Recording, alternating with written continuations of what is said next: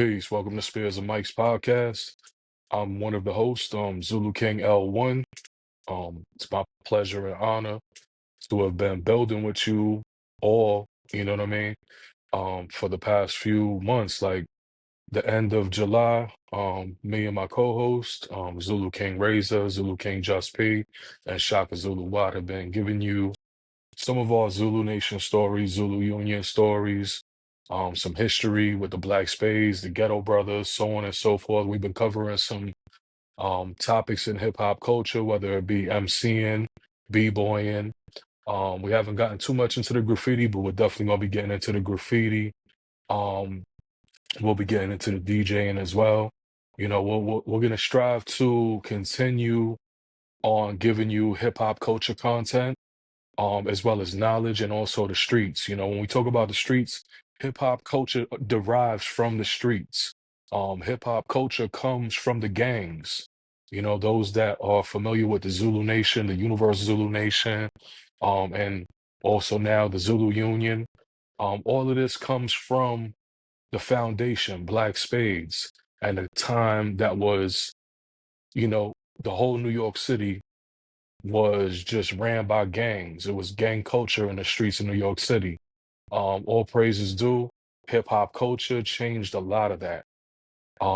Those that know the history know that hip hop provided an outlet for the youth to escape from the gangs and focus on positivity and using some of the arts and the culture to uplift themselves and also get money. And getting money is a part of elevation. You know what I mean? Let's not act like it's not. You know, in the Zulu Nation, we always talked about back in the day economics, economic base.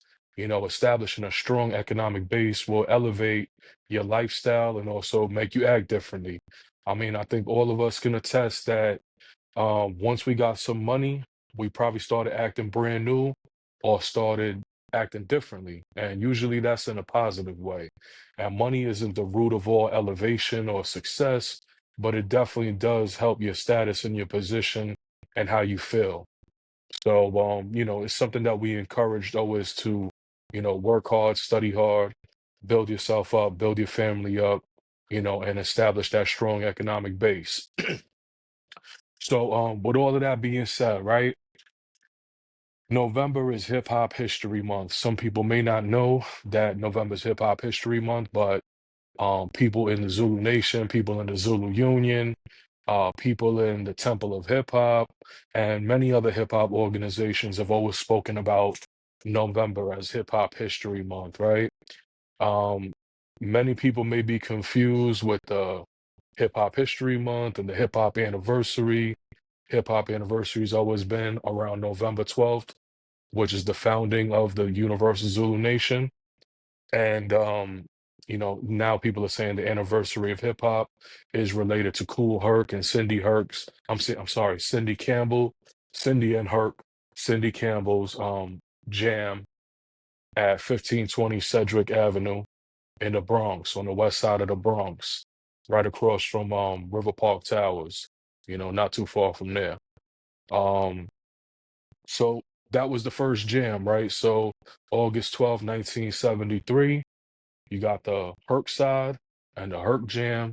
And then November 12th, 1973 is the supposed date of the beginning of the Zulu Nation, right? That's the story that we were fed and told. And that's what we understood for the Zulu Nation anniversary to always be. Now, fast forward many years later, since this whole Bambaataa scandal took place, people have challenged the date, the founding date of the Zulu Nation, right? It seems to be that others are saying that, and this is coming from the spades. So to me, if everyone said it, I really wouldn't even take it with a grain of salt. But now that the spades, you know, some of the leadership within the spades have said the spades were still in existence in 1973, still functioning, they may have been like not as strong at that point, and it may have been changing, right? But they're saying that the black spades were still in function. So I'm gonna take heed to the words of the elders. You know what I'm saying? That's what, we should do, right? Listen to our elders, the ones that was there, right? So they're saying Zulu Nation more so was started in 1977. Now, I wish that this information was available when I was a youth. I like to be accurate in my representation and what I teach as a Zulu King to all the Zulu brothers and sisters that I've brought into the organization. Um, but that doesn't mean that we can't write it now. We could still speak the truth now.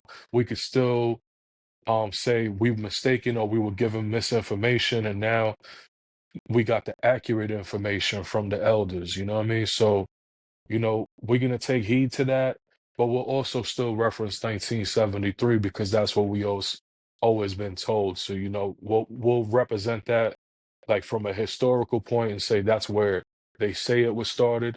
But we all know those that are into the lessons, the Zulu lessons, it says Zulu was started in 73, founded in 73 in Bronx River Houses in the Bronx, New York, but it came into power in 1975. So how I take that, right, is the thought of it was formulating in 1973, and then in 1975, it started to hit the streets. It was functioning to a certain degree. Now, people are saying it's 77, and I respect that as well. I wasn't there. I was born 1980 in Brooklyn. So I don't know what was going on in the Bronx in 1973.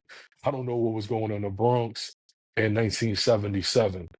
Man, I don't know what was going on in the Bronx when I was 5 years old in 1985. You know what I'm saying? I could barely tell you what was going on in Brooklyn because I was in kindergarten that year. But like I said, I'm gonna go back to the elders and I'm gonna take their word as truth. I know the good brothers and sisters from the Black Spades is not lying to nobody. Salute to all the Spades, the originals, the current members, TBS New Direction, all of that. Peace to Tiny, peace to Charlie Rock, rest in peace, Dynamite. Salute to Shotgun Rob. Just salute to everybody, man. I could go on and name a lot of names. R.I.P. Lava Man, aka Straight Man, graffiti legend, Black Spade legend. Um, it's been my honor and pleasure, man, to be Zulu. Even despite the circumstances as what took place throughout the years and what's been taking place, since 2016, the turmoil, the split, the divide. And when I say the split and divide, I don't necessarily mean the Zulus, the younger Zulus like my peers transitioning into the Zulu Union due to that Africa Bambaataa scandal. I mean, just a divide that, some brothers and sisters want to stick with the original and some brothers and sisters want to move with the new, and I respect the ones, myself and others that decided to move on with the new and strive to better something that's already great. And I salute, the originals, the ones that's solid, the ones that's been since day one, still striving to do righteous things from the original Universal Zulu Nation. I'll give respect and honor to that as well. I strive not to let the divide or what took place make me disrespect or dishonor brothers and sisters that I once looked up to like they were my father. You know what I mean? Um, the purpose of this episode was I'm looking at the date on the calendar, and 2.5 weeks ago, probably 2 weeks ago to this date, we probably would have had the Zulu anniversary in full function. And we would have had all the Zulus from around the world partying, chilling, building, having a good time. Because, those that are familiar with the Zulu anniversary know that, it will be all weekend, sometimes Thursday, Friday, Saturday, Sunday. Thursday might have been like a youth night or like a mid-afternoon type of event. Might be donate a couple of canned goods or some non-perishable items and get into a free daytime jam. They did that a lot of times on a Thursday, usually in Harlem or the Bronx. um then we would start Friday, right? Friday and Saturday normally would probably be in the same place. It would be like in a club, a hall, a hotel, like, a big banquet, big celebration, huge, a few thousand people in the building. So that was that. And then Sunday will be at the National Black Theater or some type of hall where, some of the brothers and sisters will sit down from the Moorish Science Temple of America, the Nation of Islam, the 5% Nation of Gods and Earths, Universal Zulu Nation elders. They would sit down and they would build on certain topics on black and brown or so-called black and brown or indigenous peoples.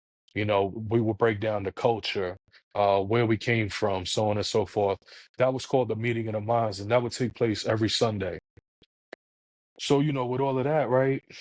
I just wanted to speak on it because for me, as a youth, when I first joined Zulu, this was it, man. Every week, I would take vacation from work, and it was my plan to be there every day from beginning to end. And a lot of times I did Shaka Zulu security, right? So I would be fatigued up at a lot of events, walkie-talkie on, searching people at the front door. Um, that was what I was doing. I was basically protecting the other brothers and sisters while they partied. And a lot of times I got to celebrate and, take the day off for myself as well. I didn't do security at all of them, but those that know, Shaka Zulu, you always on post no matter what. You know what I mean? So if something happens, I'm on it. I'm always keeping my eyes open, always looking for brothers and sisters to have a good time, be respectful of one another. But I'm always peeping my surroundings, like all Shaka Zulus. We might have 20, 30 visible Shaka Zulus on staff, and they might be another 20, 30, 40 in the crowd. Well, you might think, nobody's on point, but believe me, there's brothers and sisters watching, reporting, observing, you know what I mean? Our surroundings. And a lot of people know you come to a Zulu event, you coming in peace, because that's a fact and a promise that if you didn't come in peace, you were leaving in pieces. That was on every flyer, almost every flyer from the beginning to, the recent years. It was always come in peace or leave in pieces. And, there were times where, we had to get a little rowdy and a little physical with people that came in drunk or came in looking for trouble, came in there disrespectful. Usually it didn't get too out of control. Um, because most hip hop events, despite what people may think, are usually about peace. And usually have a good track record for being peaceful. People come in there to respect, have a good time, and soak in the culture. So what I want to say basically is, right, in these Zulu anniversaries, you will basically see the stage setup. You would see some of your favorite artists in hip hop. Just to name a few, you might see back in the day Tribe Called Quest. You might see the Furious Five, Grandmaster Caz. You might see Old Dirty Bastard. You might see Notorious B.I.G. You might see De La Soul. You might see Jungle Brothers. You might see KRS-One. These are names that have rocked the Zulu Anniversary. Really, the Zulu Anniversary has a who's who of performances. Some of the greatest in hip hop have all graced the stage for the Zulu Nation Anniversary. I think it's been like an honor for them as well as an honor for us to have them here as well. Um, so, when I was young, right, I would just basically I would take off work the whole week, get my outfits together, maybe I might have the fatigues also, because I was doing Shaka Zulu security, but have my outfits, everything nice and fresh. Got my beads, my medallions, might have two or three of these on, different ones, you know, um, some of them homemade, some of them custom made, the African medallion, the big wisdom face, aka party face, say Zulu, big joint. I always had like a lot of medallions, always wanted to represent well. We used to talk about like the party Zulus would dust off their medallions to come into the party. You know what I mean? But that wasn't me. My medallion was worn almost every day in my youth.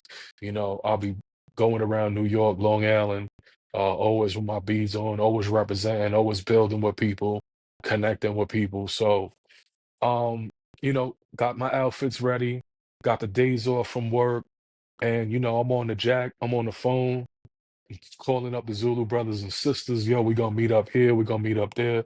Sometimes we will rent limos to go to the anniversary. Sometimes we rent buses, stretch limos, stretch navies.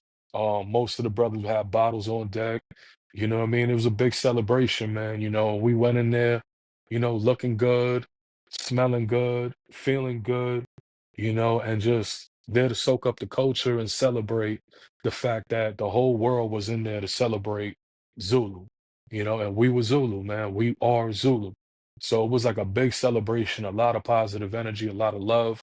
Walk in the building, see your great elders that you looked up to, respected. You see your fellow Akis, your Malikas, your kings, your queens, your shakas, greeting them at the door, chilling. You might bump into another chapter on your way up there from on the subway. You might bump into some Zulus from Australia or Belgium or France, just taking the train, and you might be rolling 50 deep by the time you get to the door. You know, um, a lot of times, anniversary 10, 15, $20, depending on where it is, usually with your Zulu ID, you got a discount. And man, some of my memorable anniversaries, I would say. Um I would say the Brooklyn, it was like a skate spot, like a Brooklyn Empire Skate, I think it was called Brooklyn Empire Skate in Flatbush, Brooklyn. That was one of my first Zulu anniversaries. I think might have been one at the Hammerstein Ballroom the year before, 98. 99 was at that one in Flatbush, like a skating rink. You know what I'm saying? And there was a lot of Zulus in there from Chapter 18, a lot of Zulus from the natives. There was some FBZs, Flatbush Zulus in the building, chosen Zulus. You know what I'm saying? Of course, the G's, Gestapo, Zulu Gestapo, RIP Spider. Um, peace to the brother Zulu King Divine. Um, you know, man, it was like a lot of Zulus from all over. You know what I'm saying? And walk in there, you getting love, man, from everyone looking around. You see the medallion, and somebody, yeah, they might be like this, put their hand on their heart, or they might throw the funk up. You throwing the funk up, and then, oh, what chapter you in? Oh, I'm from Hell's Kitchen, I'm aliens. Oh, I'm from the Lower East Side, I'm aliens. Or I'm from the Bronx, I'm natives.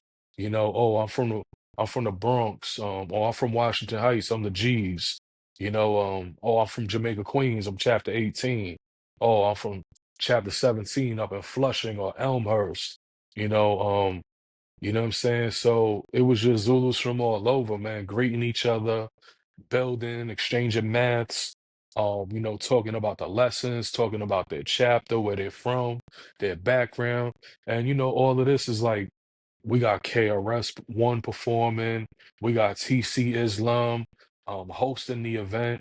You know what I'm saying? So man, TC was an incredible host, an incredible MC, had an incredible energy, man. A real great king and leader, man. RIP to TC. I love you, brother, to this day. Thank you for all your wisdom, all your jewelry, man. I haven't really given you the proper, um, I haven't given you the proper respect and honor, but I want to say from my heart to your family, to the aliens, to the hip step Zulus, everybody that comes from your root, your foundation, from your seeds. Um, I want to say that you were one of the greatest Zulus that ever lived. And I know that you had your faults.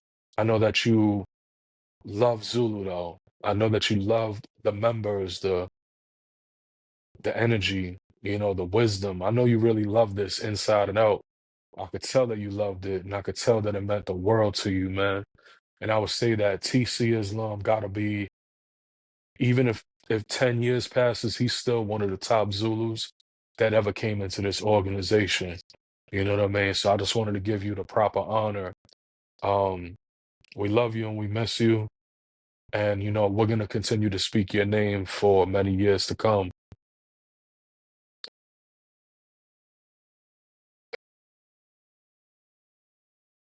We lost a lot of good ones. A lot of good ones we lost. And it don't hurt more to me than losing TC.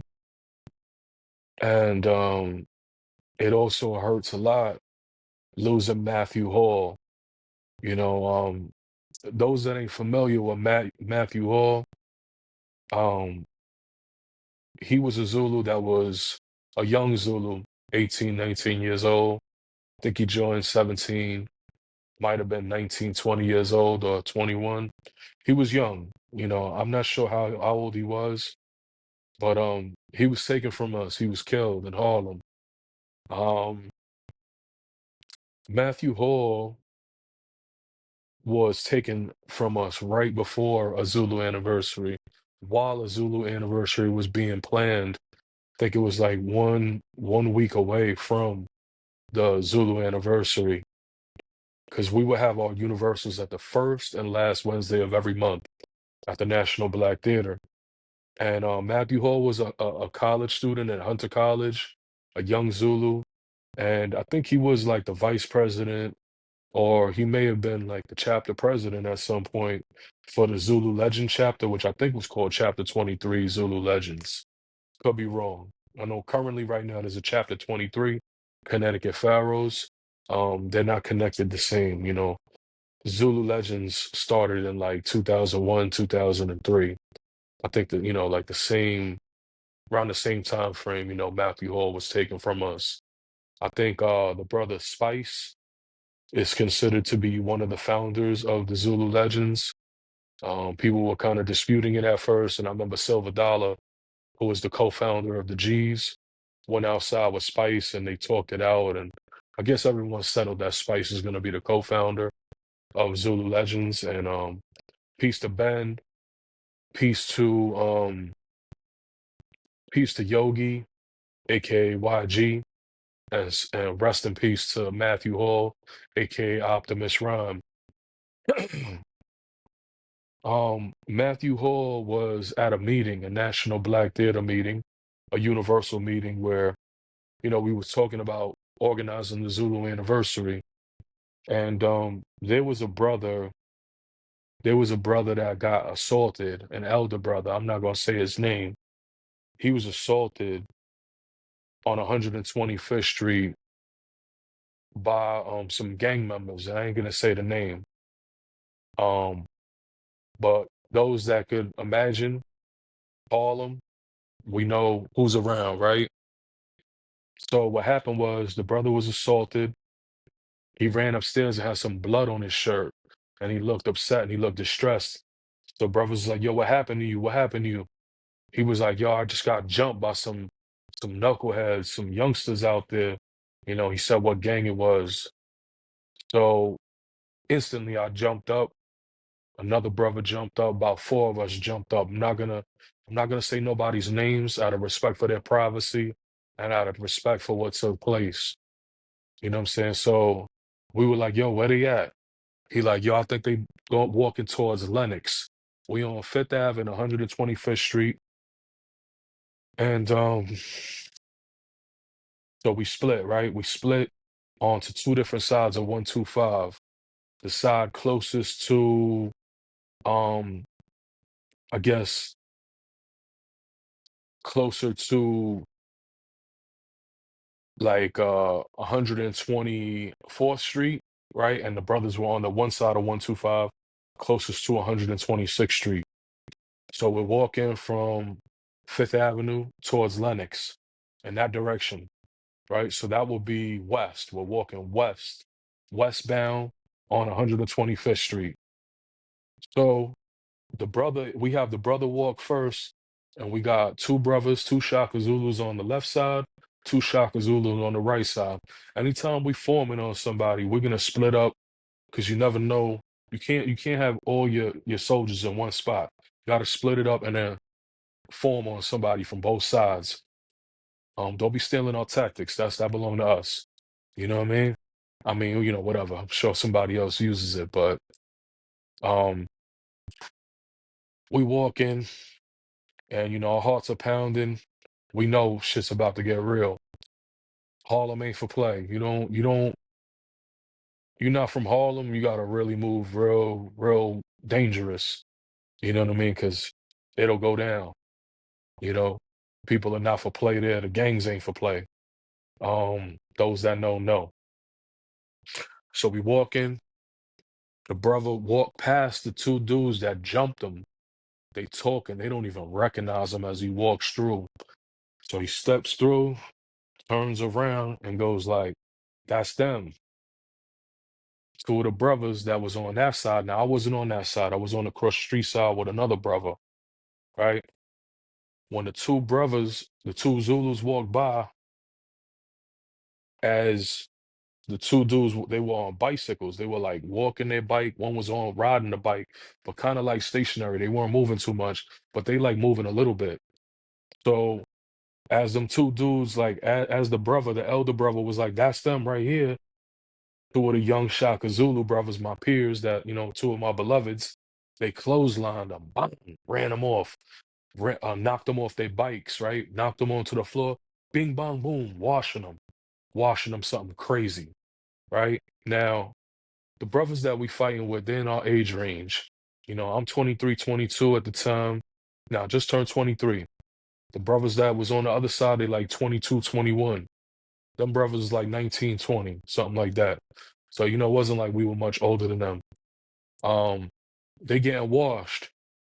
They get out of the melee. They start to run across the street. Me and the other brother, we charging at them now from that side of the street. So here they are. They trying to run. Now I caught one with a clothesline also. Boom. Made him flip to the floor. Right? Tussling with him now. Right in the middle of 125. Time now is like probably like 7 p.m. It's a little dark. It's getting dark, I believe, but not too dark. Um, the brother tries to get up from the tussle. I ripped his jacket off of him, his bubble. I think he had like a bubble North Face, ripped it off of him, took it from him. Red North Face, I believe. Took it from him. He runs off. The other brother runs off. We talking Zulu, whatever. We shouldn't even revealed who we were, but we were excited, heated a moment. Right? I don't even think they heard us, but we were just letting them know we Zulu, like, you know what I'm saying? After the fight happens, we walk in back to the National Black Theater. Towards the end, where there's a Shake Shack right now, like we were probably like around where the Nike outlet is right now. And then on the corner of 125 and Fifth, there's a Shake Shack. That used to be like an Arab bodega back in the day. Um, we're around there, we start looking down and we see like a cloud, like a mob, like coming down from Lenox. Now Lenox is pretty far. So they like midway in between Lenox and Fifth, you know, just not too far from where the situation happened. So I guess after we finished fighting with them, they went back and got the Goonies to come out and handle the beef. You know what I'm saying? I guess they wanted to go again, right? Which is that's how it goes. Um they coming down and we like whatever. Like let's go, let's get it. You know what I'm saying? Like win, lose, or draw, we're gonna fight. And whoever wins, wins. We die, we die. We kill, we kill. Honestly, that's how I really felt at that point in time. I was willing to lose my life for Zulu in a heartbeat at that point in time, 23 years old. It's all I had to live for, really. I love my family. I didn't have like a wife or children. I'm just a young man trying to figure it out, going through pain, going through drama. So I didn't care if I died that day defending Zulu. It didn't matter to me, really. Like, so as they coming down, now mind you, we coming from Long Island, we coming from Brooklyn, we coming from Queens. We naked. We ain't have no firepower with us. Most times we weren't never rolling around with straps because it was unnecessary, Um, we young. We ain't even thinking like that. It wasn't necessary at that point. When it was necessary, it was necessary. At that point, it was not necessary. So they come back and we like, yo, we about to dip, you know. We gotta make moves. We gotta get out of here. We gotta let everybody know upstairs before they come down into a melee that something's about to happen. So I'm like, I'm gonna go upstairs. I'm gonna let the family know. I also want to grab my books, my signing books. I was taking attendance. At the time, I was like the regional, not the regional director. I was the chairman of the chapter leader council. So I ran all the, like basically, represented for all the chapters. I was like the voice of all the chapter leaders. I wanted them books. I go upstairs, come back down. As soon as I come back down, gunshots is letting off. Everybody scrambling. So basically, what happened was, I ain't gonna say the brother's name out of respect for his position in, life, but one of the brothers, one of the opposition, came up with the strap, had it right to his face, pulled it out on him. At first, they was arguing. It seemed like we were gonna keep it with the hands, go one on one. So they ready to knuckle up, but then he drew on him. Went to squeeze, right? Shit jammed on him. I think the brother hit him, but didn't knock his gun off. And then he took off because he naked now. He already see we ain't fighting one on one. We ain't fighting hand to hand. So when he went to squeeze, it jammed a couple times, and then eventually he started letting off. Boom, boom. Let off a bunch of shots. Everybody scrambling. In the melee, Matthew Hall, the hunter, the student from Hunter College, was struck, I believe, in his back. He's on the ground bleeding, and one of the brothers is trying to like help him, you know, picks him up, elevates him, trying to get him to come back to his senses, and he's bleeding out. I don't know if anyone had a cell phone on them. This is the time, like, not everybody had a cell phone. Some people did, some people didn't. It wasn't like now everybody got a phone. The brother starts bleeding out, and you can see his shirt. It's his, like the New York shirt, I love New York. This shirt said I love Zulu. And Matthew Hall was bleeding through his shirt. And I guess the ambulance came. Them dudes ran out. We felt like we didn't cause the fight, right? But we made it intensify based on our actions. So we didn't want to be implicated or be in trouble. So we jumped in one of the bros' vans and we head for the hills, man. We bounced to Queens and riding with a few of the Z's. We hype, we angry, we wanted blood, we wanted revenge. Um, it hurt. And then we got the word that Matthew Hall died. And all we could do is wonder how we could have prevented this brother from dying. And I started to take blame for myself. Like, and this is word on everything that when I saw him come down in Zulu, we not gonna let you come down if you're not built for it.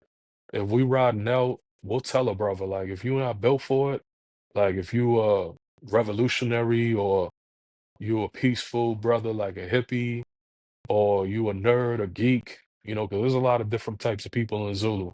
Not everyone's a gangster. Not everybody's thorough. It's a big mix of different types of energies and different types of people. Word on everything.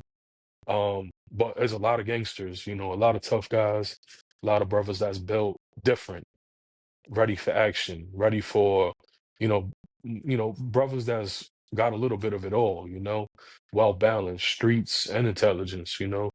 Um, but Matthew Hall was a revolutionary. He was a like a revolutionary slash hippie slash, humble, beautiful, intelligent soul, you know. So when I saw him trying to come down the stairs, I was like, yo, hold up. Nah, go upstairs, go upstairs. He was like, nah, L1. He was like, I want to help y'all. I'm like, nah, nah, nah, you good, man. We good. Go back up. Go back up. And he came back down and I didn't see him following us. Because I said, like, it was two brothers on one side and two brothers on the other side. And I know the four brothers that was going with me, battle tested and proven. we were all Shaka Zulu.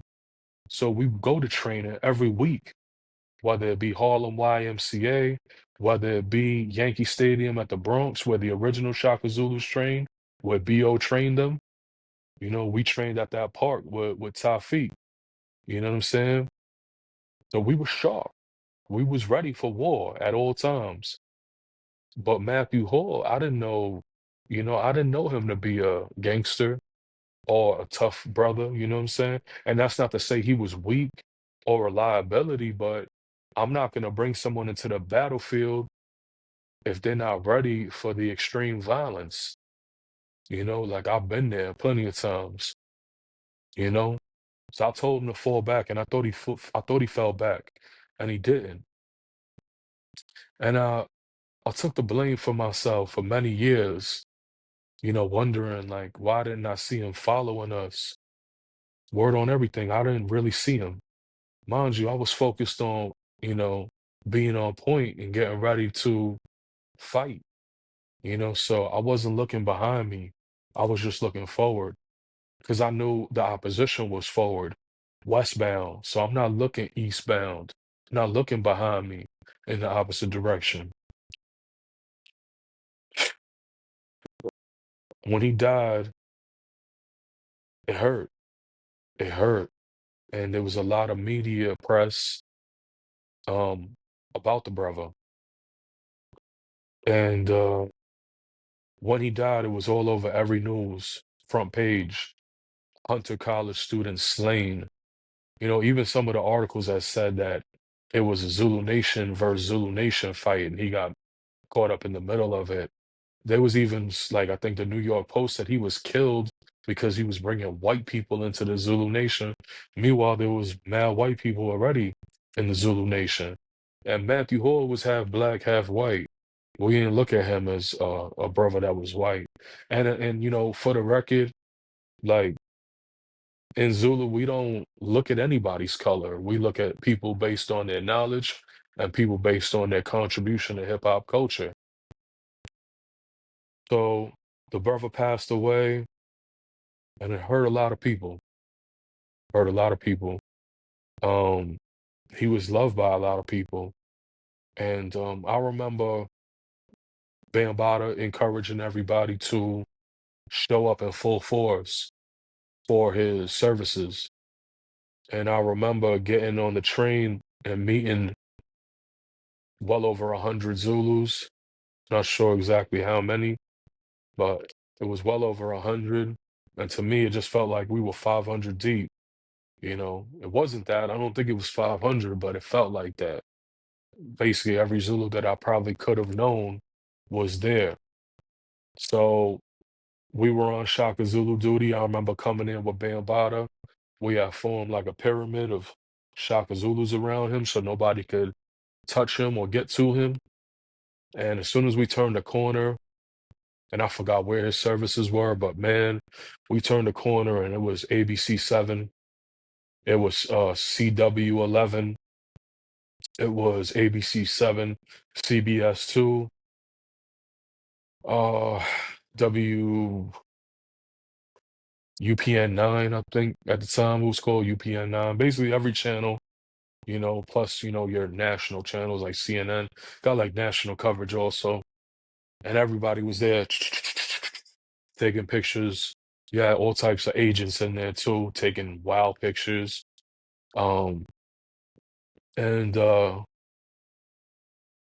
remember just seeing his parents looking so strong, but yet you could see that they were broken and going through it.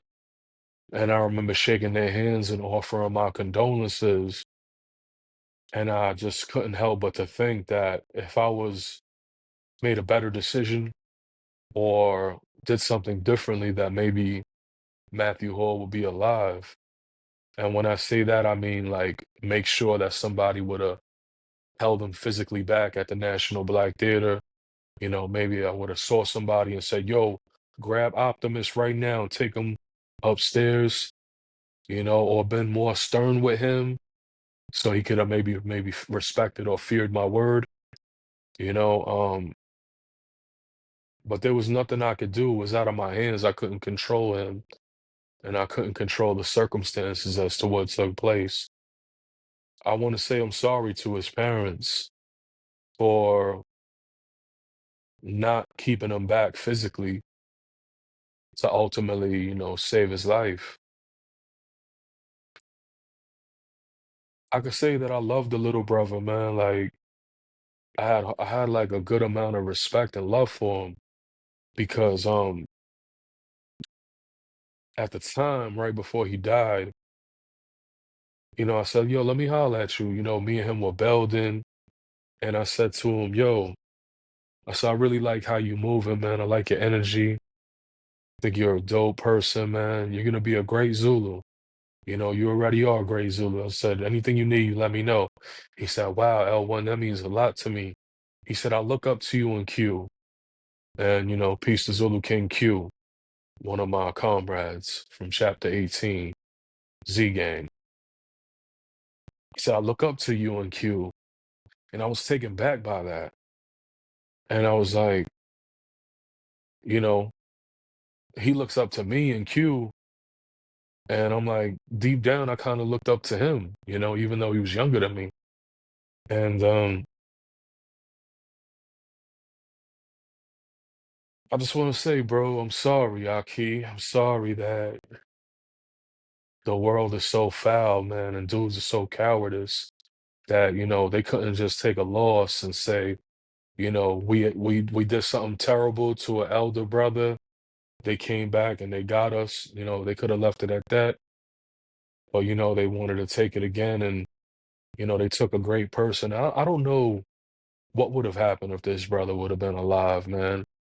He might have been leading the whole thing right now. You know, he might have had influence over everybody, and I went to a whole bunch of different events that were in his name, and crazy. It was like nonstop, like the love, the energy. Like he really affected a lot of people. He really was loved by a lot of people. And again, I want to say, my condolences to his family, the whole family. I'm not sure where they are, but they were really smart and really warm, beautiful people from what I saw. And of course, their son is a reflection of them. He was a very sharp brother. And I don't think there's gonna be any Zulus that ever speak about Matthew Hall because a lot of people didn't know him like the peers knew, like Ben, YG, I forgot the other brother, Islam, I believe his name was. They knew the brother well, well, way better than I did, the brothers that were in his chapter. Um, but know that we love you, brother, then, now, and forever, just like we love TC Islam. And I'm sorry for sidetracking, what my original thought and my original intention for this video was. So I'm not gonna hold you too much longer, but I do want to say the Zulu anniversary was an incredible time. It was in a time where a lot of people came together from all across the world. We had a lot of fun. Um, every year on the Zulu flyer would say, let's say the 25th anniversary of the Zulu Nation, and it will be the 24th anniversary of hip hop. From my understanding and based on the formula and all the flyers that have come across, and we would always have that same countdown. Um, Back then, there was no celebration, annual celebration anywhere else around the globe. We would hold the hip hop anniversary. Wasn't no continuous jams every August 12th, 1973. There wasn't no jams on Cedric and Cedar. Really, that whole August 12th, 1973 started becoming very popular when Kirk founded the Cedric and Cedar clothing line. A lot of Zulus got behind that and wore the Cedric and Cedar clothes. I forgot who was responsible for that brand. There was another company, I think, behind that. And it was dope. They used to sell all of that at the Zulu anniversary. Um, but Again, yeah, Zulu Anniversary and the hip hop anniversary has always come side by side, right? So when you walk into the Zulu Anniversary, no matter where it is, first thing you're gonna do is you're gonna go through security. Shaka Zulu's on deck. Don't play around with them.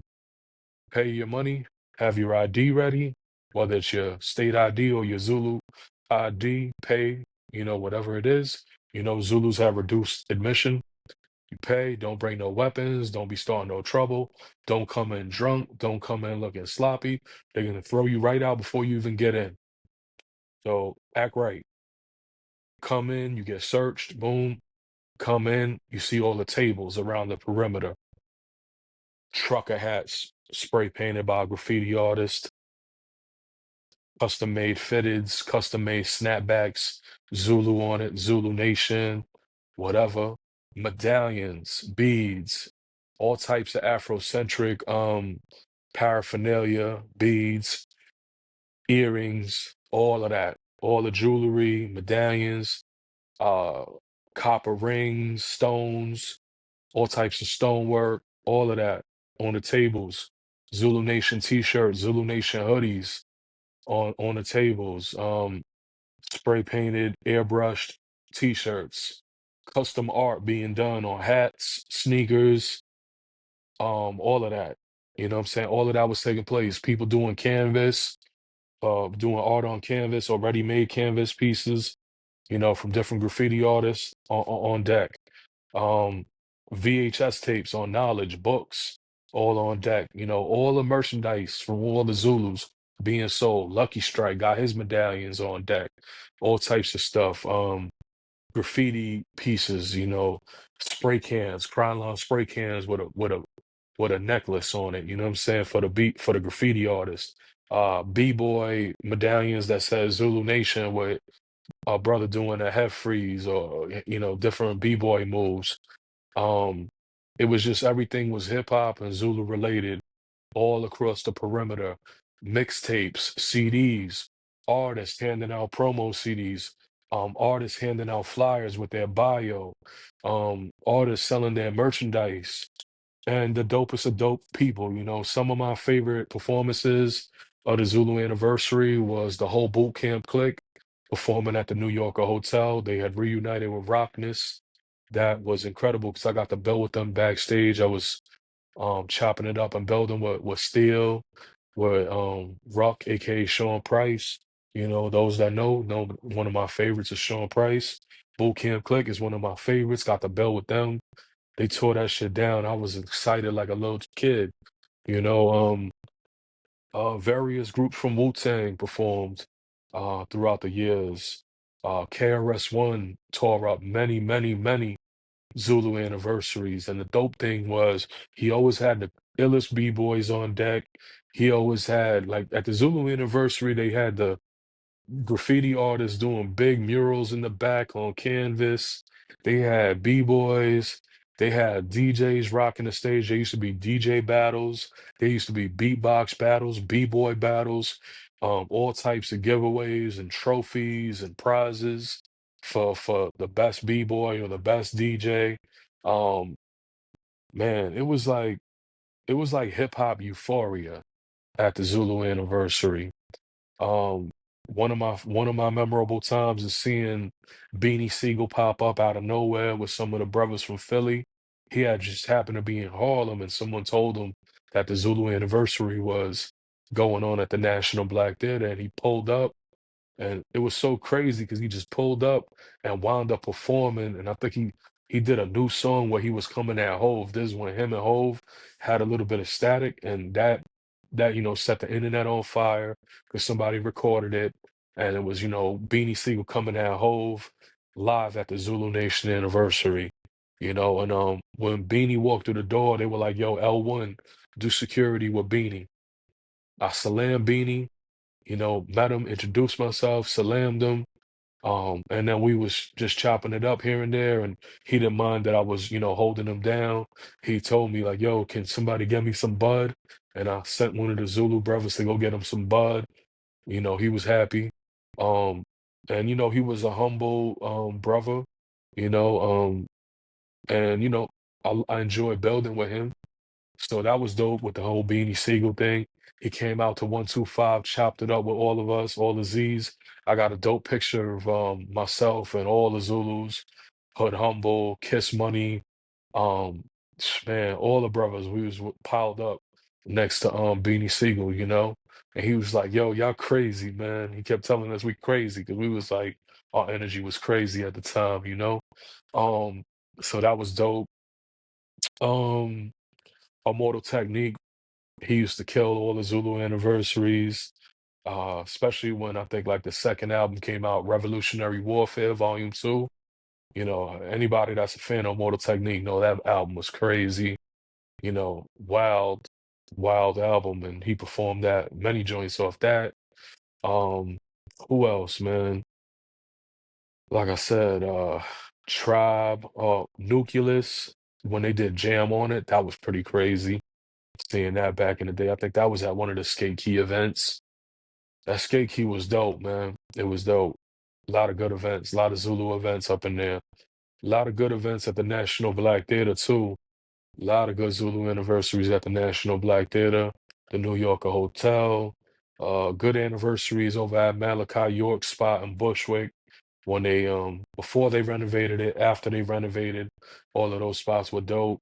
Um, man, it was just it was dope, you know, in a something memorable to me, like also is going to my grandmother's house or some of the houses and spending time with her. You know, she alone by herself, and you know, she let me sleep over anytime I want, and I get to spend some time with her, eat some good cooked food, or I might go to the Cuchi Frito spot and buy some papa rellenos and some acapurria. You know, Puerto Rican food, Puerto Rican delicacies, like basically like little fried potatoes or fried yuca, you know what I mean? And I would bring that over to her, have dinner with her, and get dressed and jump on the train, you know, probably go on the G train or the J train into the city and just go to the Zulu Anniversaries, man. And instead of having to go back to Long Island, go back to my grandmother's in Sumner and, you know, just spending time with my family and then spending time with my Zulu family as well. So it was a win-win. Um, it meant everything to me, man. Like, you know, being around people that love me, people that I loved. You know, imagine being a part of something so big and, you know, you got a little bit of a status and a little bit of a following and tremendous love and you giving out love and you giving respect, you getting respect and just a big celebration for who we are and the whole world, you know, and they shouting out Zulu. Everybody shouting out Zulu, base of the Zulu nation. Where the Zulus at? There's Zulu in the house. Zulu. That's the way you spell Zulu. You know what I'm saying? What's the name of this nation? Zulu. Right? And the building is vibrating, it's rocking. You know, remember KRS-One performing, and it was a time he was beefing with Nelly, and I almost forgot KRS was performing, but the lights went down in the National Black Theater, and KRS came on stage. It was mad dark. And he was like, somebody said hip hop started in St. Louis. And I remember the whole crowd booing. Might have been a couple people that threw stuff. People were going crazy, right? Hip hop started in St. Louis. And then that's when he came out dissing Nelly. And that was crazy. And then when he did The Bridge Is Over, he did That's Not Hot from the Sneak Attack album. He did a lot of joints, man. And the floor was trembling. Like it felt like we were gonna all fall into the bottom level. Um, man, you know, it was just incredible, man. Every year. Every year was a movie. Sometimes I go on like YouTube and I watch them and you know, it's historical. It's a piece of history. And I don't know if it'll ever go back to that based on the way the family is with based, you know, since the Bambaataa scandal. You know, the elders, you know, still representing the UZN, the young members representing the Zulu Union, still some other Zulus a part of the UZN, and everybody's on a different page right now. And it sucks, man. It sucks because, one man's situation has become like a bunch of pain that we all inherited, a bunch of drama, a bunch of stress, a bunch of shame, and it wasn't handled the right way. Everybody knows that. You know, when somebody gets exposed, it's to be removed for real. And sometimes you can't remove somebody that created it. Sometimes you can't remove somebody that owns it legally. So I understand, but you gotta like find a way to move past that. You gotta put somebody in place or some bodies, people in place that are capable of making the right decisions. And I don't fault nobody because this is chaotic.